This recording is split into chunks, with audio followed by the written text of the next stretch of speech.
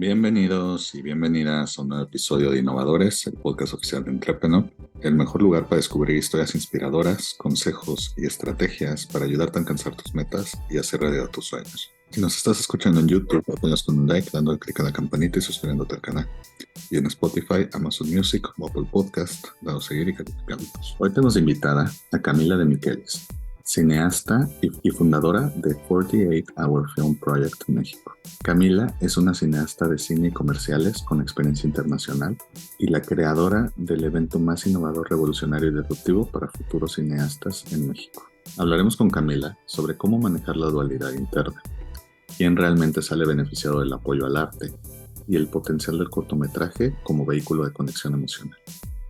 No importa a qué te dediques, sigue innovando. Hey, aquí Sebastián Aguiluz, cofundador y CEO de Entrepreneur, y quería venir a contarles qué hacemos en la empresa cuando no estamos haciendo este podcast que nos encanta. Somos una empresa con cientos de speakers de todo el mundo que nos ayudan a crear espacios que democratizan el pensamiento emprendedor. Cada mes en la Ciudad de México tenemos eventos abiertos al público para que aprendas de los grandes innovadores y los diferentes lados de ser emprendedor. Y si quieres llevar a Entrepreneur a tu empresa u organización, producimos eventos, podcasts y talleres privados.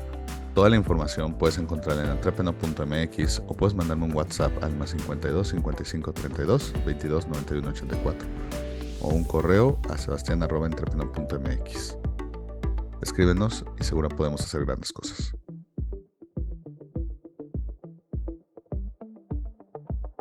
Bienvenidos y bienvenidas a un nuevo episodio del podcast oficial de Entrepreneur Innovadores. Aquí Sebastián Aguiluz, cofundador y CEO de Entrepreneur, y estoy con Camila de Michelis, que no sé ya ni cómo presentarla porque Cam es muy buena en demasiadas cosas. Entonces, es directora, es organizadora del festival más grande de cortometrajes, es ex representante de esgrima, fue elegida como una de las promesas por Forbes. Cam, mejor preséntate tú porque tienes demasiados talentos. Entonces, Pues gracias. Vas a hacer que me sonroje, pero no, mira, realmente yo diría que yo soy cineasta y emprendedora. Como cineasta, pues soy directora, sobre todo soy directora. Me gusta mucho la parte de crear cine visualmente y de trasladar una idea a imágenes y de trabajar con actores y de crear mundos. Sin embargo, pues como muchos directores también escribo, entonces pues también se podría decir, sí, soy guionista y también produzco, pero eso es algo muy normal en este medio, sobre todo en el cine más de factura más independiente. Pero me definiría más como directora, sin duda. Y aparte de eso, sí, en efecto, soy directora de un rally de cortometrajes que hoy por hoy es el más grande del mundo. Participan como más de 8.500 cineastas por edición. Estamos ahora festejando los 10 años, se ha vuelto, la verdad es un evento muy bonito para el cine nacional, muy bien acogido, con muchos resultados.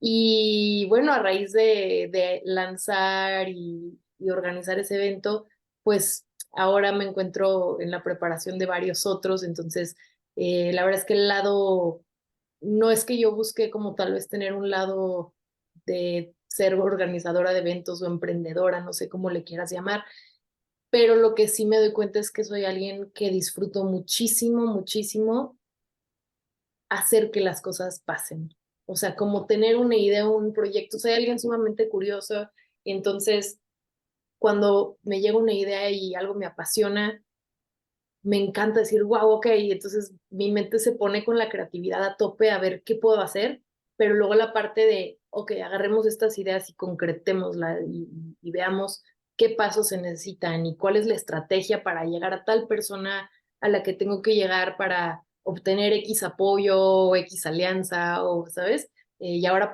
pongamos fechas en un papel y consigamos y armemos.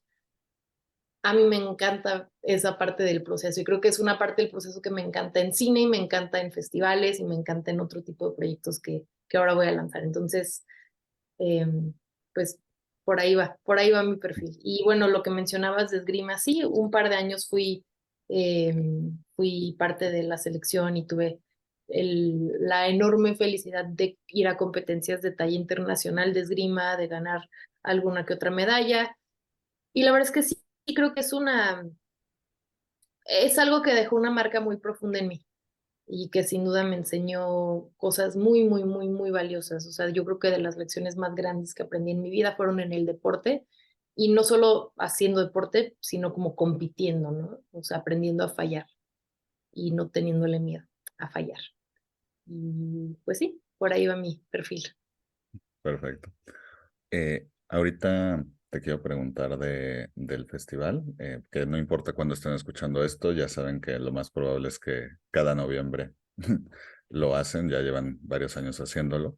Eh, pero antes, no sé, Cam, si te acuerdas, pero la primera vez que tú y yo hablamos, justo te comenté que me llama mucho la atención la dualidad tuya, porque por un lado tenías esta parte de atleta olímpico de un deporte individual que tienes que destacar por ti mismo, y por otro lado, pues esta parte de directora, de organizadora de eventos, etcétera, que pues básicamente no solo tienes que trabajar con otras personas, sino que tienes que lidiar con muchos egos, con muchos perfiles, con muchas cosas y pues no puedes aplicar el, bueno, yo lo aplico porque, pues, uno, no se puede y dos, pues tampoco es la mejor estrategia para tu salud mental, ¿no? Ni para el producto final. Yo te quería preguntar, porque muchas veces las personas batallan con esto, con encontrar Y cómo tienden a ser de adaptarse. un lado del otro, ¿no? Exacto, y adaptarse a lo que requiere cada situación sin sacrificar la esencia de uno mismo. Pues básicamente, ¿cómo logras mantener este balance? Parece súper interesante el análisis, es muy cierto, sí, esgrima es un deporte individual y sin duda alguna el cine es colaborativo, o sea, es 100%, creo que el 50% de los ingredientes para hacer una buena película es tener un equipo que funcione bien, que se engrane bien, que trabaje bien juntos, y sí es sumamente difícil a veces, de hecho es algo que en muchas escuelas de cinito te enseñan, así de tienes que entender que esto es un arte de colaboración y tienes que aprender a trabajar con inteligencia emocional y en equipo y todo, porque pues sí, al final los que hacemos arte, creo que es parte de un artista la parte del ego, ¿no? O sea, el ego es lo que nos permite crear. Entonces, cuando llegas a un set de filmación, pues claro que todos somos personas que tienen una parte de ego bastante marcada y hacer que todos esos egos marcados que tienen su pasión y su visión de llevar las cosas de una manera puedan engranar y trabajar juntos como hacia un bien común, que es una buena película, es una de las llaves del éxito. ¿Cómo puedo lograr ese balance? Pues creo que, mira, no sé, yo creo que soy una persona sumamente social y me gusta muchísimo. Es un poco, creo que tiene que ver, ya sé, mira, tiene que ver con lo que te platicaba hace rato. Me encanta resolver y me encanta que las cosas pasen. Eso me apasiona. O sea, creo que te puedo contar así como de manera más íntima que hace unos años, como un año y pico, tuve probablemente uno de los episodios como más, digo, no quiero quejarme porque sé que soy una persona con bastante suerte en la vida, pero no, pero bueno, eso no quita que todos tengamos episodios más oscuros en nuestras vidas, a todos nos pasan, ¿no? Y justo hace un año y pico que tuve como un momento que probablemente fue de los más difíciles en mi vida y que estaba yo muy decaída. Recuerdo que en algún punto un amigo que entrenaba conmigo esgrima, que luego se volvió entrenador, me dijo, oye, vente a entrenar esgrima. Hacía mucho que no tiraba esgrima y recuerdo llegar ahí, agarrar mi sable, empezar a entrenar y algo en mí fue como de, Cam, acuérdate, esto es lo que tú eres una guerrera. Y sé que suena como frase de cliché del librito rosa de autosuperación, pero realmente creo que es importante que todos encontremos como cuál es esa parte en nosotros que es súper valiosa y de la cual podemos estar sumamente orgullosos y a la cual le podemos como, sabes, en momentos difíciles voltear y decir como, wow, o sea, yo soy esa persona también y echarnos porras así. Y creo que eso es lo que, yo creo que como soy muy guerrera, por eso trabajo bien sola en cosas, o sea, porque el escribir guión es un proceso bastante solitario también, ¿no? Entonces, por eso puedo trabajar bien sola escribiendo yo, no puedo hacer esgrima y disfruto mucho esa soledad y ese momento porque es como un momento de batallar conmigo misma. O sea, cuando estoy en una pista de esgrima, la primer batalla, pues sí, es con el contrincante que tienes enfrente, pero primero es mental, ¿no? Y es de disciplina, de estar súper atento a todo, de manejo de las emociones. Y cuando estás escribiendo un guión también. Y a la par, cuando llegas a un set de filmación o estás dirigiendo un festival de cine o estás trabajando en un ambiente que requiere colaboración con mucha gente, pues esta parte de ser guerrero, de decir, ahorita me estoy desquiciando con todos, pero no, o sea, como que, ¿cómo resuelvo? ¿Cómo soy guerrero y hago que esto, que es el objetivo, salga adelante? O bien, igual y no es que te estés desquiciando con todos, pero igual y algo pasó y tienes que sacar las cosas adelante, o alguien falló de tu equipo y tienes que sacar la garra. O sea, creo que mi manera de lo que me hace a mí funcionar en esos dos aspectos sí es este lado de ser sumamente aguerrida cuando algo me apasiona, ¿no? Y yo sí pienso eso, que si vas a hacer algo, lo tienes que hacer con todo lo que tienes, o sea, con todo el corazón, con toda la atención, con toda la dedicación, y si no, pues mejor ni lo haces. Y eso lo aplico en todas las áreas de mi vida. Pues, así soy. Totalmente. Oye, Cam, justo, mira, normalmente en este podcast trato de respetar la temporalidad lo más posible, porque, pues, digo, de forma egoísta así me dura más el contenido, ¿no? Pero justo ayer pasó algo muy importante en tu medio, que pues creo que vale la pena, ya después de 5 meses. Bueno, todavía no acaba la guerra, qué dramático, la huelga de Hollywood, eh, pero ya acabó la de guionistas, o parece ser que ya acabó, ya pactaron, y justo eh, te sacaba este tema por dos razones. La primera, eh, esto creo que tú no lo sabes, pero dato curioso mío, yo antes de irme al mundo de los negocios y el emprendimiento, pues mi idea era ser cineasta y lo estudié por un momentito, no funcionó, pero pues siempre lo disfruté bastante y todavía como hobby todo eso, pero justo ayer estábamos hablando y todo el mundo está en un grupo, todos están diciendo, ya que acabe la huelga porque llamarte de ver todo lo que, o sea, no tengo nada nuevo que ver, ¿no? No quiero ver reality shows, quiero ver las cosas que me quedé clavado con X serie, con X peli, con lo que sea, ¿no? Y yo me acuerdo que les hice la broma de, ¿verdad? Pero ustedes hace 2 meses me estaban diciendo que los creativos no tenían mérito, ¿no? O que no era tan difícil como hacer algo de negocios o como hacer algo de ingeniería o como lo que sea, ¿no? Eh, y te quería preguntar, uno, ¿por qué crees que a día de hoy, cuando probablemente tenemos más oportunidades de entretenimiento, eh, todavía se medio infravalora, a pesar de que estamos en una época de oro de series, de tele, de teatro, de todo, eh, pues el rol de las personas creativas que hacen que todas esas obras cobran vida. Ujú. ¿Por qué creo que se infravalora? Pues O voy a se ser sigue trabajando. sí, voy a ser, hay, voy a ser muy realista con lo que pienso. Em, Pienso que se infravalora porque, y no quiero sonar negativa, solo es lo que es, porque creo que no hay que pensar que vivimos en un mundo justo. O sea, la justicia es algo a lo que tenemos que aspirar y sería el ideal, ¿no? Y sería, yo intento ser una persona justa y realmente a mí los temas de justicia en todos los aspectos me mueven mucho, pero la realidad es que no vivimos en un mundo que opera bajo leyes de justicia, o sea, no funciona así el mundo. Entonces, ¿por qué se infravalora? Porque se puede, porque quien tiene porque pues, no sé, quien tiene el más dinero manda.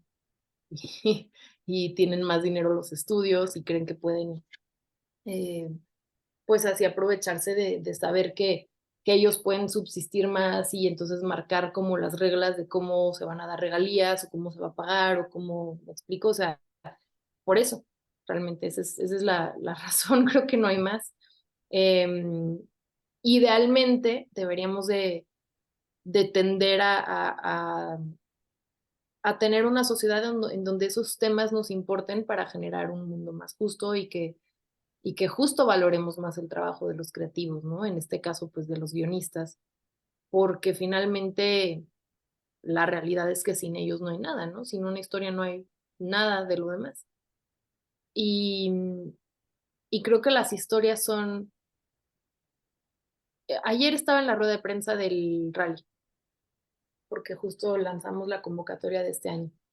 Y de repente hubo un momento en el cual nos estaban preguntando por qué era tan importante apoyar al cine mexicano y apoyar los cortometrajes y apoyar a los nuevos cineastas. Y empezamos a hablar de eso. Y hubo un momento en donde yo como que dije, espérame, pero como por qué estamos pidiéndole a la audiencia, o sea, sí, pero ¿por qué le estamos pidiendo a la audiencia que vaya y apoyen el cine y apoyen esto y apoyen aquello y apoyen ver cine distinto y apoyen ir al teatro?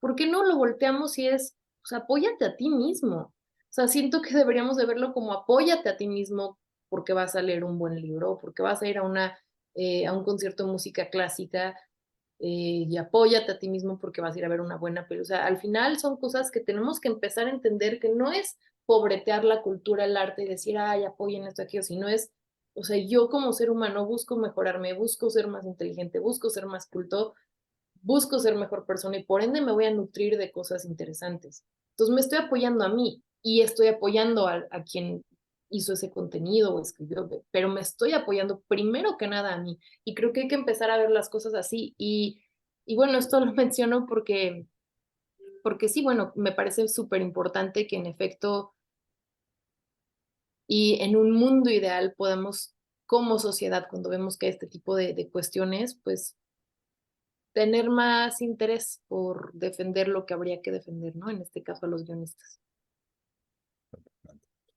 Pero Y bueno, mi respuesta sigue siendo la misma. Pasa porque no es un mundo justo y pasa porque realmente muchas veces no nos movemos por las cosas que deberíamos de movernos, la verdad, ¿no? oye, la otra parte que te quería preguntar de esto es justo porque gran parte del conflicto fue pues, protegerse ante el streaming, pero también ante la inteligencia artificial. Y en varios episodios hemos hablado de la inteligencia artificial y en uno con Brenda Cuevas, a quien le mando un abrazo, justo hice la reflexión porque cuando empezó ChatGPT y todos estos programas a popularizarse, el primer comentario que entendía dónde iba era de esto no va a poder replicar la creatividad del ser humano, ¿no? O sea, a lo mejor te ayuda para la talacha, pero no para el otro.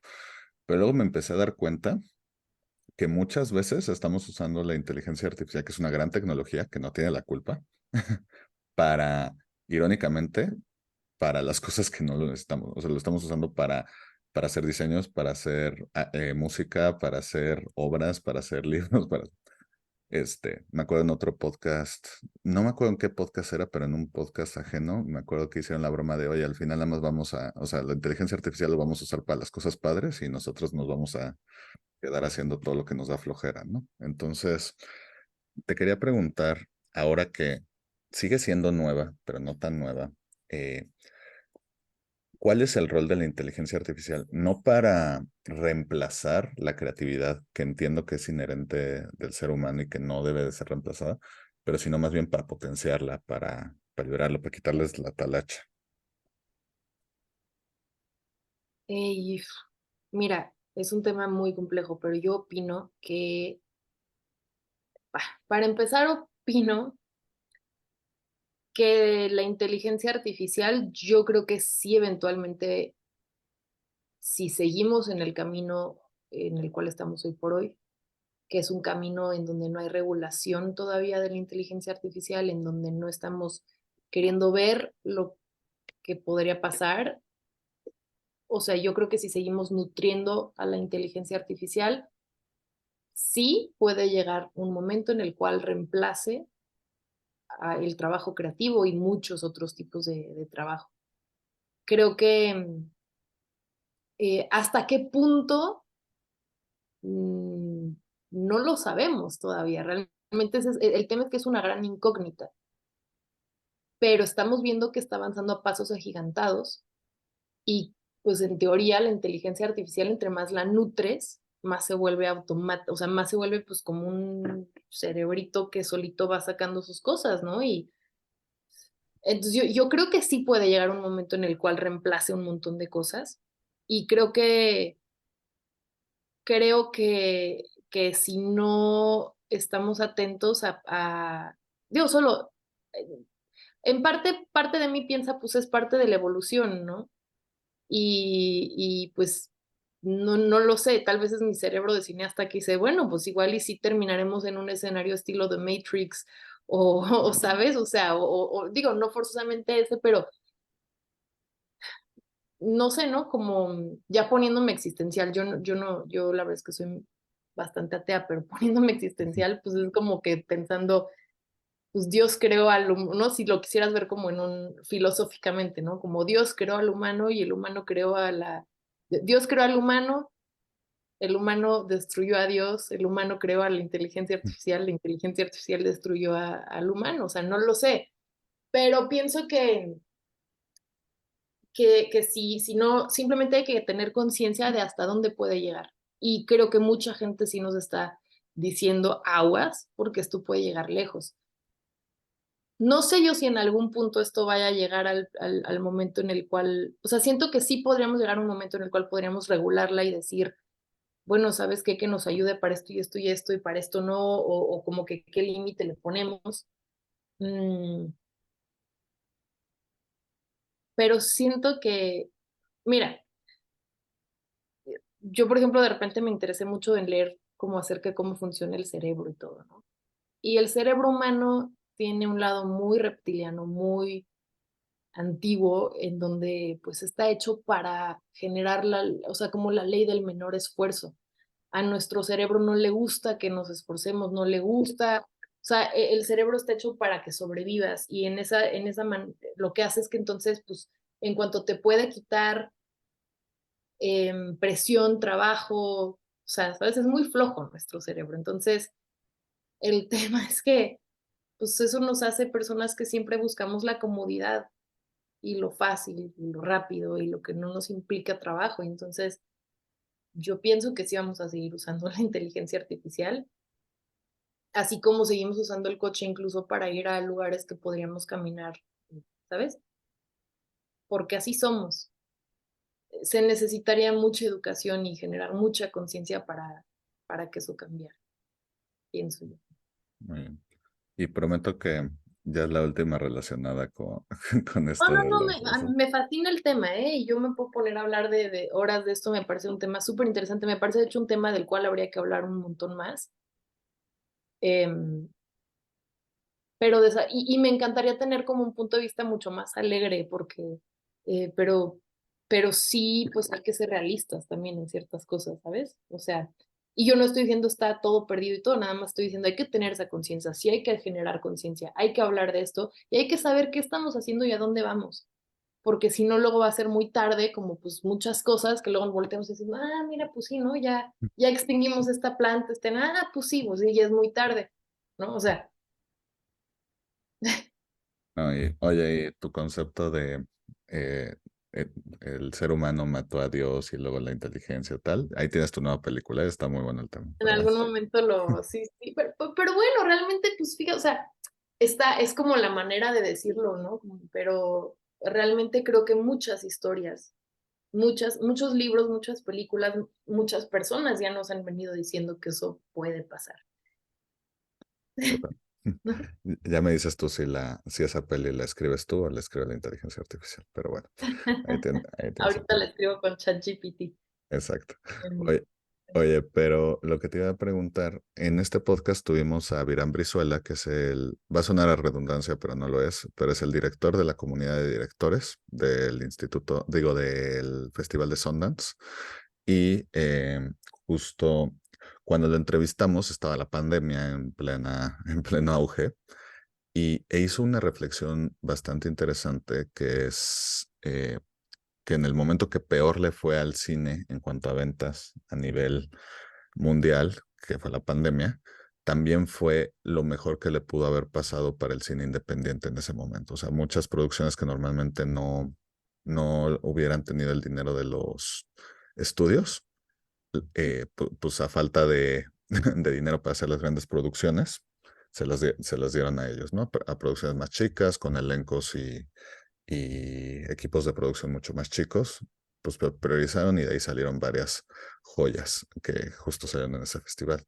Yo te quería preguntar, porque obviamente, y es normal que tengan ese rol, pues cuando uno piensa en películas, en series, etcétera, pues uno tiende a pensar en el cine, bueno, en la industria de cinematográfica de Hollywood, de Estados Unidos. Entonces, estos 5 meses que pues, estuvo parado Hollywood, eh, ¿cómo crees que se pueda beneficiar para tener al menos una cal y una de arena para otras industrias de cine mexicano o de otros lados que pues, a lo mejor se pueden beneficiar de este hueco que se dejó por un rato? Sí, pues mira, sí, sin duda, creo que siempre de cada crisis hay oportunidades, ¿no? Y eso fue lo que sucedió en pandemia. Creo que el comentario que te hicieron es súper atinado. En efecto, pues las producciones muy grandes tuvieron que parar porque era muy difícil con las regulaciones que había en ese momento para contener pandemia, tener producciones tan grandes. Algunas siguieron, pero muchas se pararon y justo producciones más pequeñas, donde era más fácil mover un set en una pandemia, tuvieron un beneficio ahí. Y yo creo que ahorita que estuvo el paro en Hollywood, pues era un momento que y yo estuve hablando mucho de eso, de hecho, recientemente, porque justo en plena huelga me entrevistaron y me decían, oye, pues, ¿qué va a pasar? ¿Cómo nos va a afectar eso en México, no? Y yo decía, pues es que sí, por un lado, claro que nos podría afectar, pero realmente es un tema muy de ellos. O sea, nosotros fuera de la ANDA no tenemos ni siquiera ese tipo de sindicatos en México. O sea, nosotros estamos en otro discurso, otra época, estamos años detrás de ellos en cuanto a todas estas maneras de proteger a los artistas, ¿no? Pero justo a raíz de que está parado ahorita Hollywood y a raíz de muchas otras cosas, ¿no? Del interés que hay últimamente por el contenido latinoamericano, del hecho de que hay mucha gente de habla hispana en Estados Unidos, del hecho de que nuestro cine, nuestra tele se ha posicionado súper bien ya desde muchos años a nivel internacional. Yo decía, pues es que sería un excelente momento para que hagamos cosas como industria, pero también a nivel de gobierno, de legislación y todo, para que justo pues o sea, los estudios, los streamers, toda esta gente que necesita contenido no va a parar. Entonces sería un muy buen momento para tal vez decir, oigan, pues volten a ver de este lado que aquí tenemos muy buenos guionistas que no están en paro, muy buenos actores que no están en paro, muy buena infraestructura e industria. Entonces, definitivamente creo que en ese momento había una muy buena ventana para hacer muchas cosas muy buenas a favor de nuestra industria nacional del cine. Desafortunadamente, pues es raro, pero casi que pasó lo contrario, ¿no? O sea, lo que se está legislando ahorita en México para el cine, pues yo creo que sí va a mandar a México en ese aspecto muchos años atrás y, y pues es una lástima, ¿no? Es una lástima porque pareciera que no, que en vez de que haya un interés real de nuestros gobernadores por apoyar la cultura, el arte, sobre todo una industria tan importante como el cine, ¿no? Que no solo es un bien cultural, artístico, eh, o sea, sino que también a nivel turismo, pues ayuda muchísimo, a nivel economía ni hablar, ¿no? Por cada dólar que se invierte en México de una producción extranjera, el 64%, 68%, ya no me acuerdo, se queda en México, o sea, y pareciera que en vez de ver cómo sacarle provecho a eso, pues están viendo cómo hacer lo contrario, ¿no? Eh, entonces, bueno, no sé si ya este tema de la huelga en Hollywood sea, como bien dices, ¿no? Justo ahorita están en teoría llegando a un acuerdo, entonces tal vez ya no es lo más vigente. Sin embargo, aparte de este tema de la huelga en Hollywood, sí creo que estamos en un momento en el cual, pues podríamos, al menos del lado de la industria, hacer todo lo posible o sea, creo que estamos en un buen momento para la industria del cine en México. O sea, creo que nuestra industria se está volviendo más inclusiva, nuestra industria se está volviendo cada vez más importante a nivel internacional.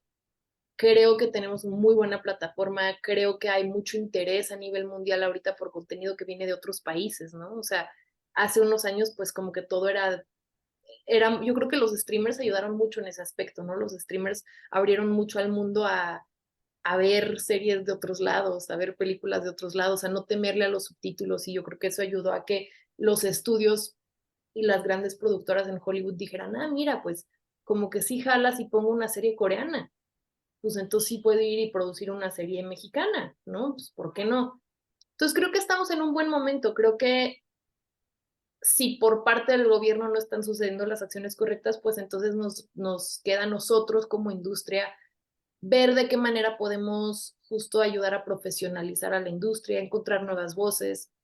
Y eso es algo de lo que hacemos con el rally, ¿no? Nuestro rally, justo la idea es ir y buscar a los nuevos cineastas mexicanos, que ya no es el mismo refrito del director, que ya vimos sus películas 100,000 veces, que igual están increíbles, pero pues hay que renovarse, ¿no? Esto es como un equipo de fútbol que si eres Italia y tienes a pura gente que ya, pues ya son grandes y todo y no estás concentrándote en tus nuevos chavitos, pues bueno, vas a tener ahí un hoyo eventualmente, ¿no? Entonces, eh, las referencias son múltiples, pero a lo que voy es, eh, o sea, creo que sí es súper importante que podamos ir y ver cómo profesionalizar y cómo potenciar y darle visibilidad y todo a las nuevas voces del cine mexicano. Y eso es parte de lo que estamos haciendo con el Rally de 48 horas, pero también con varios otros festivales que voy a lanzar a raíz del rally, que pues algunos todavía no puedo hablar de ellos, pero bueno, igual invito a la gente que esté interesada en todo esto a enterarse en 48horascine.com de todas las iniciativas que vamos a tener, porque creo que hay mucho que hacer ahí y podemos lograr mucho.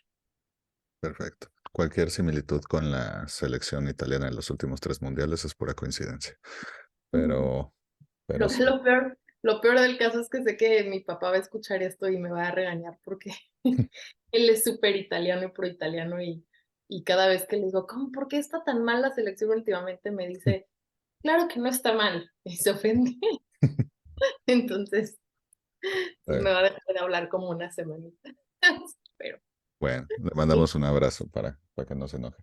Pero bueno, oye, Camila, justo ahora que mencionaste lo del rally, te quería preguntar, bueno, para las personas que nunca han escuchado de este festival, o sea, yo entiendo que en la industria lo conocen muy bien, pero para externos, ¿en qué consiste? ¿Cómo está la dinámica? ¿Quién puede participar? El rally consiste en hacer un cortometraje de pe a pa, o sea, desde el guión hasta la edición en solo 48 horas. Es abierto absolutamente a todas las personas que quieran participar, entonces eso es algo padre porque ha participado desde J.K. Simmons, ¿no? Ganador del Oscar, o Cristo Fernández, que está en Ted Lasso ahorita en todos lados, hasta chavitos muy jóvenes de 10, 12 años que pues, quieren empezar a ver cómo es esto de hacer cine y afortunadamente los papás les dicen, ¿sabes qué te interesa? Ve viendo si realmente te interesa y ve puliéndote, ¿no? Entonces es abierto, se puede hacer con cualquier tipo de cámara también, eso es algo padre porque la tecnología cada vez nos permite más, pues igual volver el cine algo mucho más democrático, es más fácil producir, es más barato, es más compacto, eh, y realmente esa es la idea de este evento, ¿no? Que se vuelve una gran fiesta de cualquier persona que ame el cine, que ame contar historias y hemos tenido casos de éxito increíbles. Los cortometrajes producidos terminan en festivales de los más importantes a nivel mundial. Nosotros, uno de los premios que tenemos, probablemente los más importantes para quien sí es cineasta y quiere hacer una carrera en esto, es que los mejores cortometrajes de cada edición se van al Festival de Cine de Cannes. Entonces, obviamente, eso es una ventana a la cual es sumamente difícil acceder y tener una proyección en Cannes es algo que un porcentaje muy pequeño del mundo logra y pues nosotros tenemos esa alianza con Cannes. Entonces, eso sería como uno de los premios mayores, ¿no? Pero, o sea, también tenemos muchos otros premios como muy padres. Regalamos cámaras gracias a la ayuda de Nikon de más de 100,000 pesos a los mejores lugares. Tenemos alianzas con muchos otros festivales de cine para que el corto no solo termine en las proyecciones de nuestro festival, sino se siga viendo. Tenemos los ganadores van a la final mundial, los viajamos. y producimos un cortometraje con más de 400,000 pesos para el ganador, ya con tiempo, ya sin que sean 48 horas, ¿no?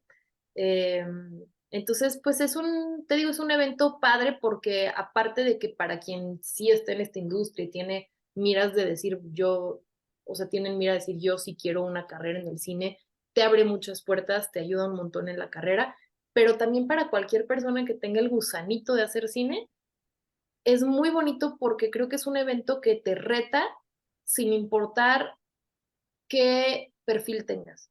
O sea, si tú eres un cineasta veterano, te va a retar porque es tal vez una situación a la cual no estás tan acostumbrado, ¿no? Esto de en 48 horas, no sé qué. Entonces, es un ejercicio de, pues tal vez de renovación, de volverte a poner en juego, de probar otras cosas, de encontrar tu creatividad de otra manera y de ver si tal vez, pues, no sé, ¿no? Si eres muy veterano y estás acostumbrado a hacer las cosas con mucho tiempo, a grande escala y todo, pues qué pasa cuando regresas a hacerlas así, ¿no? Entonces puede ser súper renovador.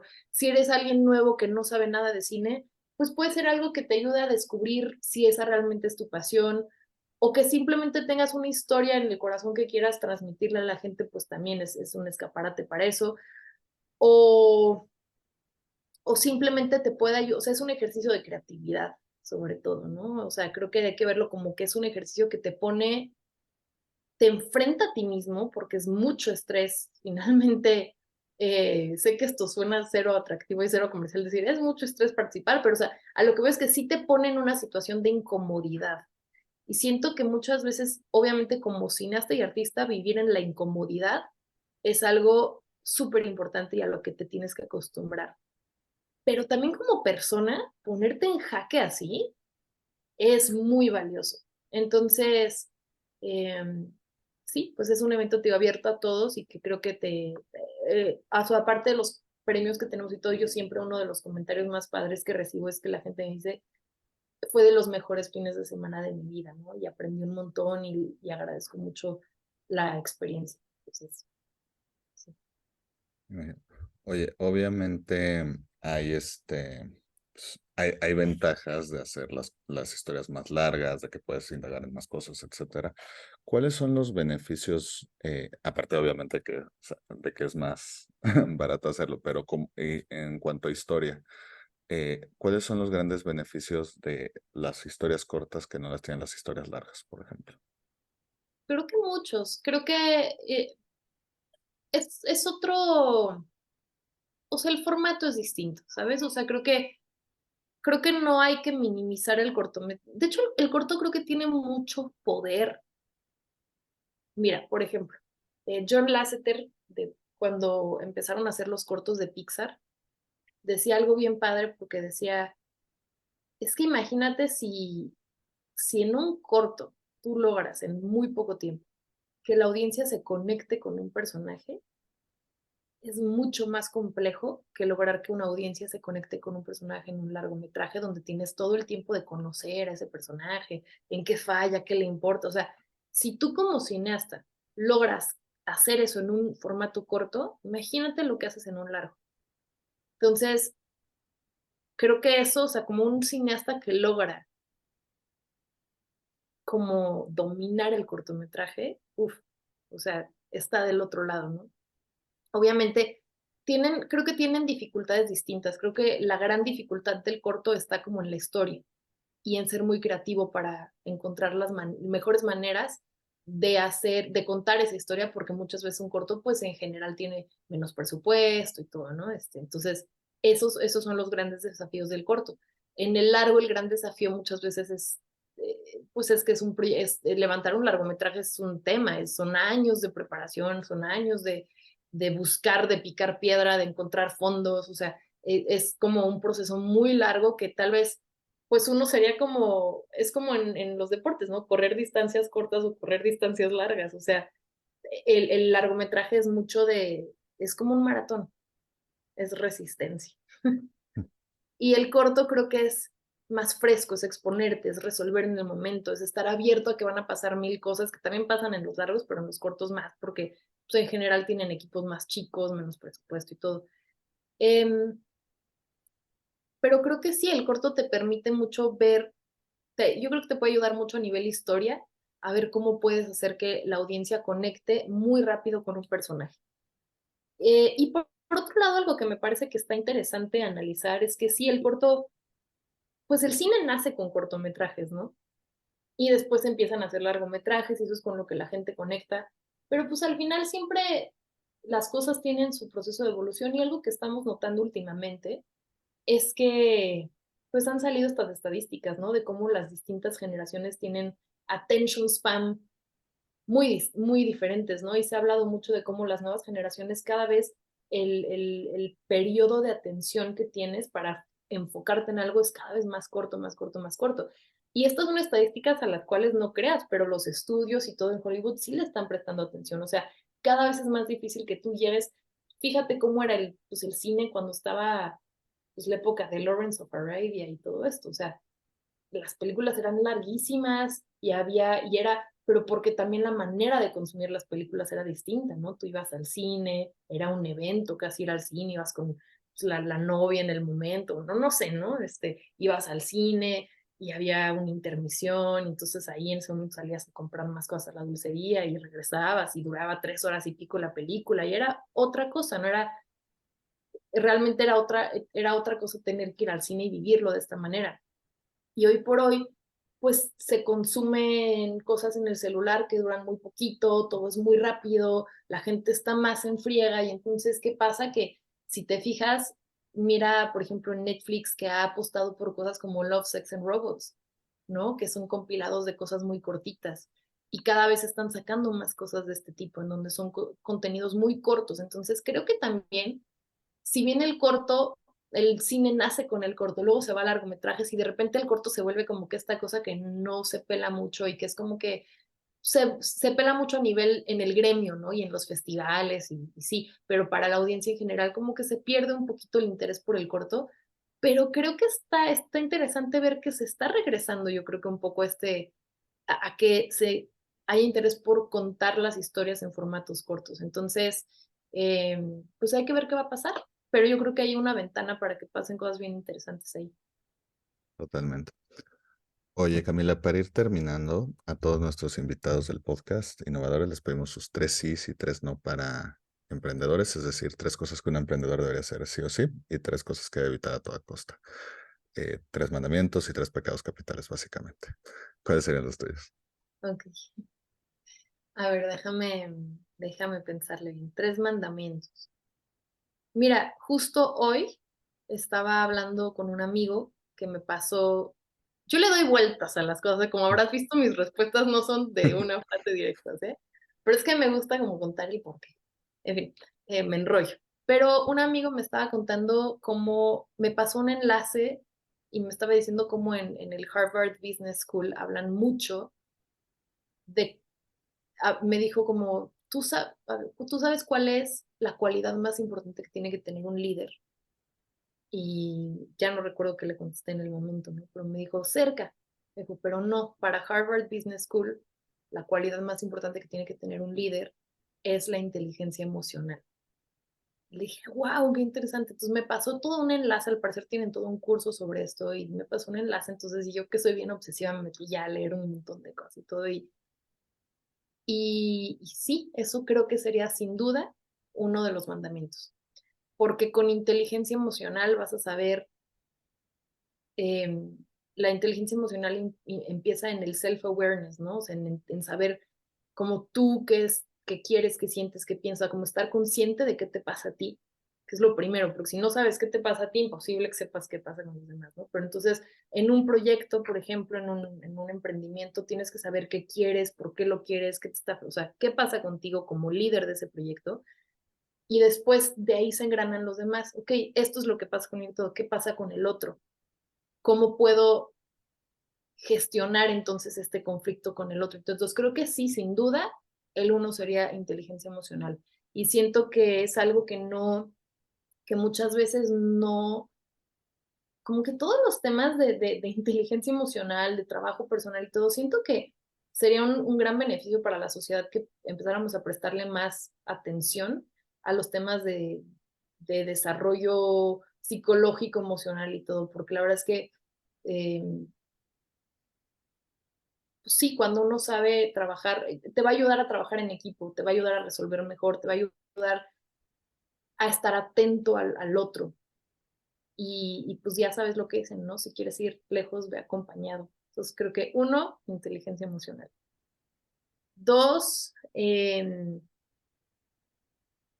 entrega pasión. O sea, yo sí pienso que como emprendedor, si crees en tu idea, o sea, si es a medias lo que estás haciendo, creo que un emprendedor se enfrenta a demasiados retos. O sea, tú como emprendedor lo sabes, pero supongo todos los que nos escuchan y tienen ahí alguna idea o proyecto, es raro que las cosas te salgan a la primera.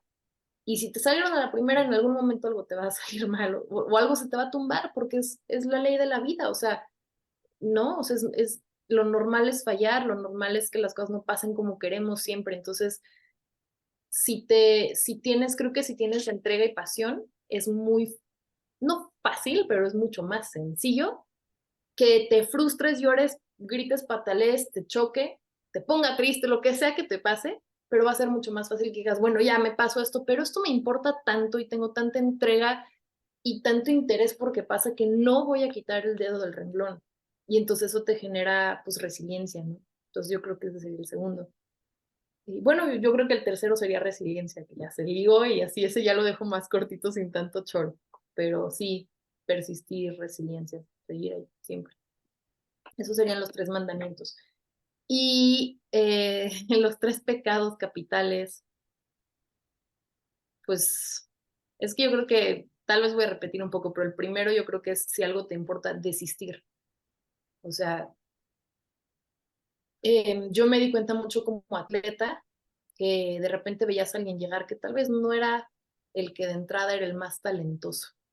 Porque de recién hay gente que dice, no, este cuate es nato para esto, o sea, es un cineasta nato, o es un atleta nato, esto se le da. Pero de repente esa persona, pues, como que igual no tenía la entrega, o sea, como que, o de repente lo dejaba porque en una competencia le fue mal y ya X, ¿no? Y de repente veías al atleta que igual no era nato, pero era el que llegaba antes que todos, el que se iba después que todos, el que los fines de semana estaba analizando videos para ver qué pasó. Y ese te dabas cuenta que muchas veces era el que llegaba más lejos. Entonces, y no importaba cuántas veces lo tiraran porque se levantaba y pues entonces yo creo que el pecado capital uno, desistir de algo que te importa. Pecado capital dos,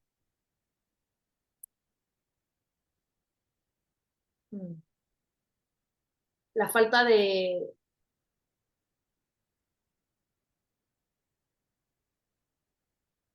que las cosas sean estáticas. O sea, creo que cuando no hay evolución en las cosas se van muriendo, entonces hay que siempre tener la curiosidad y las ganas de evolucionar, ¿no? Y el punto tres, la falta de